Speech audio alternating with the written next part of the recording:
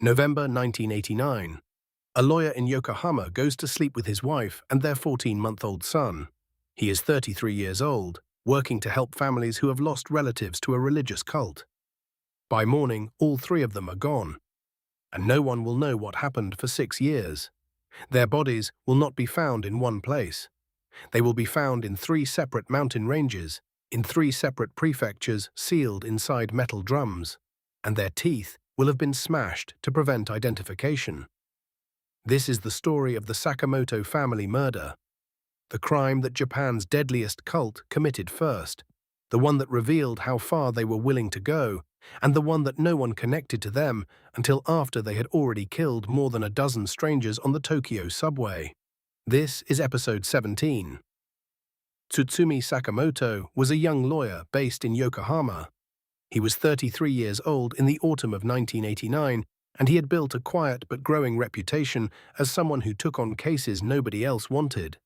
Beginning around May of that year, he began representing the families of people who had joined Aum Shinrikyo, the doomsday cult led by self-proclaimed guru Shoko Asahara, whose real name was Chizuo Matsumoto. What Sakamoto was doing was straightforward but dangerous. He was helping parents recover their adult children from the group. He was negotiating with cult leadership. He was pushing for a formal victims association. He was filing legal challenges against the group's practices. He was also talking to the press. His wife, Satoko Sakamoto, was 29. Their son, Tatsuhiko, had just turned 14 months old. They lived in Isogo Ward in the south of Yokohama. On the night of November 4, 1989, 6 members of Aum Shinrikyo entered the Sakamoto family's apartment. They came through a door that was left unlocked. It was approximately 3 in the morning. What happened in that apartment was systematic and deliberate. Tsutsumi Sakamoto was struck in the head with a hammer. He was then injected with potassium chloride, a chemical that, delivered intravenously in sufficient quantities, causes cardiac arrest. Accounts say he was also strangled. Satoko Sakamoto was beaten and injected with potassium chloride.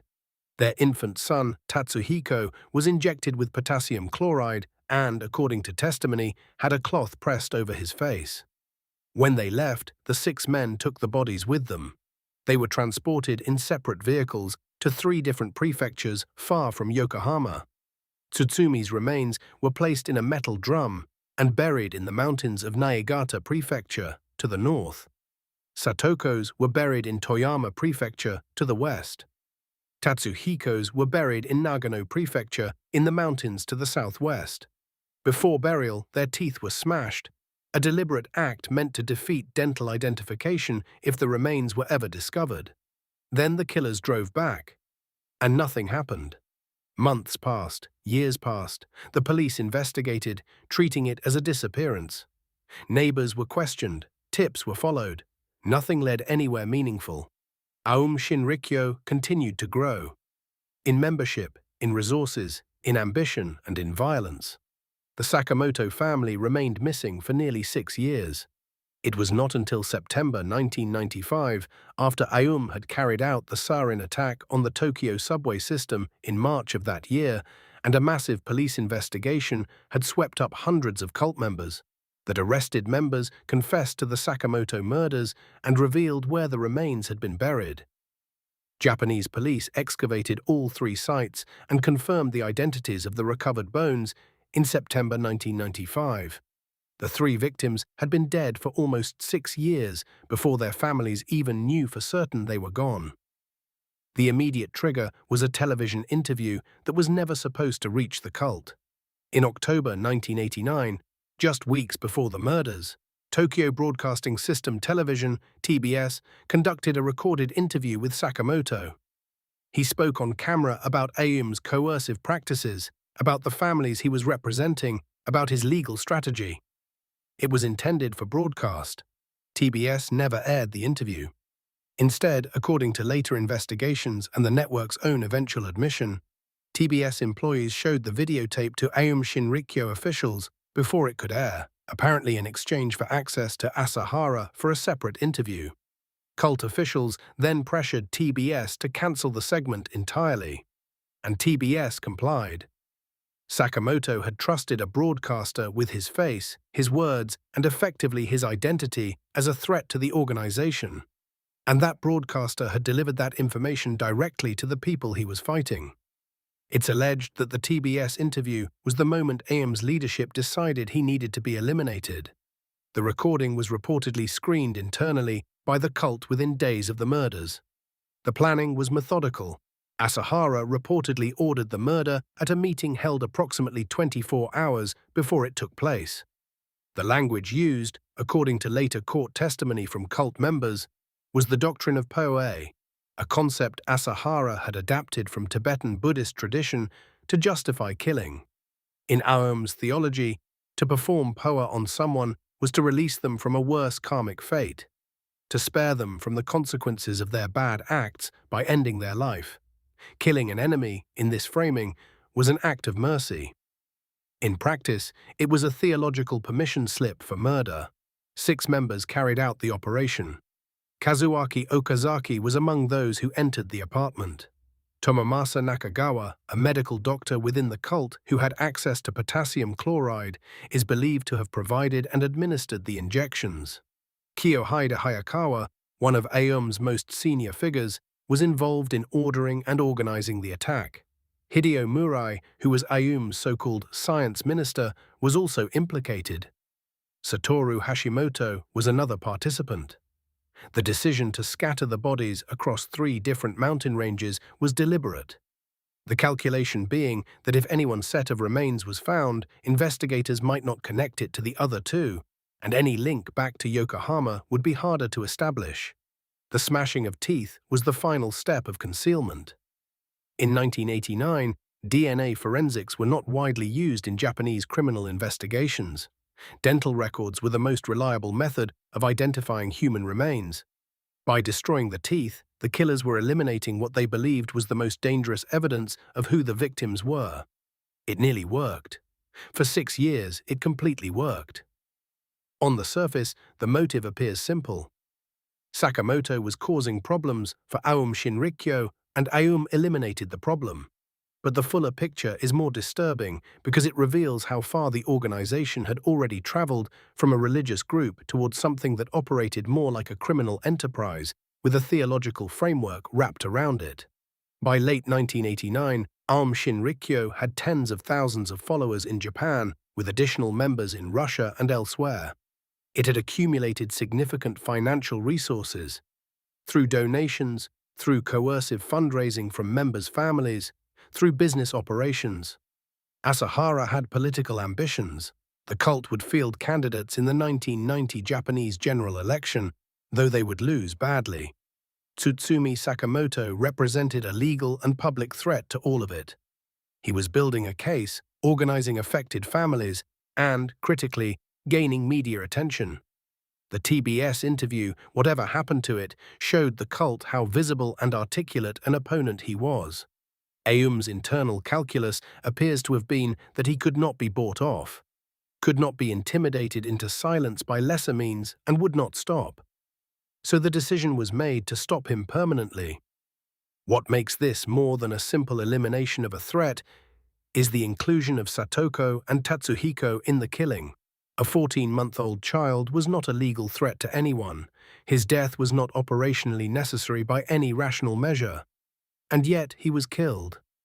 The most charitable interpretation, which isn't very charitable, is that the cult feared that a surviving wife and child would draw continued attention to the case, sustain the investigation, and make Sakamoto a martyr. A harder reading is that the people Asahara sent to that apartment had simply crossed a line where the lives of anyone connected to a target had become disposable. Both things are probably true, and that is what reveals the depth of what Aum had become by November 1989. The subway attack in 1995 is remembered as the moment Japan understood the scale of the threat. But this murder, this methodical erasure of a young family from a quiet apartment in Yokohama, is the moment when the cult actually became what it would eventually be recognized as: a killing organization. There are 2 psychological layers worth examining here, and they're both important. The first is Asahara himself. Shoko Asahara had built his authority on a carefully constructed identity as a figure of spiritual revelation. He combined elements of Buddhism, Hinduism, and Christian apocalypticism into a worldview in which he was uniquely positioned between the divine and his followers. This is not unusual in the history of high-control religious movements. What is unusual is the speed with which the movement adapted its theology to authorize violence. The POA doctrine is a real Tibetan Buddhist concept, but its mainstream meaning concerns prayer for the dead, a practice of spiritual guidance for a departing soul. What Asahara's organization did with it was something else entirely. They weaponized it, turning it into a justification for preemptive killing of perceived enemies. This kind of theological reframing, where murder becomes mercy, where destruction becomes spiritual service, is a pattern that appears in the internal logic of a number of violent movements. Once you accept the premise that you are doing the victim a favor by killing them, the barrier to the act collapses almost entirely. The second layer is what this killing reveals about the people who carried it out. The perpetrators were not all figures of obvious menace. Tomomasa Nakagawa was a trained medical doctor. Kiyohide Hayakawa held a postgraduate degree in architecture. These were educated people operating inside a total belief system, one in which their individual moral judgment had been subordinated entirely to the authority of a single figure. When Asahara said, "Poa this man," they did not ask whether it was right. They asked how. This is what cult researchers describe as thought-stopping, the replacement of individual ethical reasoning with reflexive obedience to doctrine and leader. By 1989, the people around Asahara had been so thoroughly conditioned by his authority that killing a 33-year-old lawyer, his 29-year-old wife, and their 14-month-old son in the middle of the night was something they could do and then drive away from. That is not a psychological state anyone arrives at quickly. It is the product of sustained, systematic dismantling of the individual self. This is interpretive. It is not a clinical diagnosis of anyone involved. But it is the shape of how a group of people who were once ordinary came to do what they did in that apartment in Yokohama. After the bodies were identified in September 1995, the legal process was long and difficult. Hideo Murai, one of the perpetrators, was never tried. He was stabbed to death in April 1995 while being filmed live on television shortly after the subway attack by a man with alleged organized crime connections. The circumstances of his death remain, it said, not fully explained. The surviving perpetrators were tried and convicted. Kazuaki Okazaki was found guilty in October 1998. On July 25, 2000, the court sentenced Okazaki, Tomomasa Nakagawa, and Satoru Hashimoto to death. Kiyohide Hayakawa received his death sentence on July 28, 2000. Shoko Asahara, tried for 13 separate criminal charges, including the Sakamoto murders, the Matsumoto sarin attack, and the Tokyo subway attack, was convicted in 2004 and sentenced to death. He was executed on July 6, 2018, along with 6 other AUM members, including Nakagawa and Hayakawa. Okazaki was executed 20 days later on July 26, 2018. Japan carried out all 13 executions of convicted AUM members by that date. As for TBS, the broadcaster that had shown the interview tape to the cult, the network faced a wave of public criticism when its involvement became known. Its president resigned. The company's president at the time issued a public apology, acknowledging that Sakamoto had trusted TBS and that TBS had betrayed that trust. What consequences, if any, the network faced beyond that is a matter of record. Satoshi Sakamoto, Tsutsumi's brother, spent years advocating for victims of cults and coercive organizations in Japan. The family's story became one of the central reference points in Japanese debates about religious freedom, media ethics, and the failure of authorities to take early cult-related warnings seriously. In the years before the Tokyo subway attack, multiple people had tried to sound the alarm about Aum Shinrikyo. Tsutsumi Sakamoto was one of them. His family paid the highest possible price for that work. There is something in that history that resists a tidy conclusion.